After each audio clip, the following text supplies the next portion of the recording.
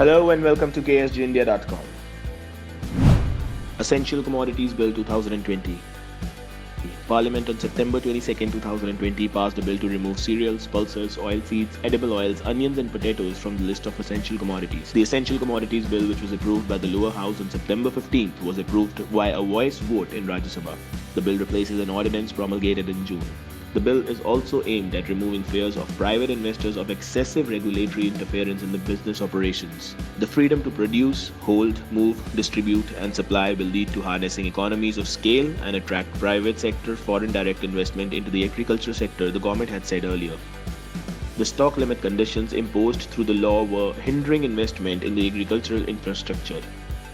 The amendments to the 6.5-decade law provides that stock holding limit on commodities will only be imposed under exceptional circumstances like national calamities, famine with a surge in prices. Also, processors and value chain participants are exempted from the stock limit. The minister said the move will boost investment in the agricultural sector and will also create more storage capacities to reduce post-harvest loss of crops.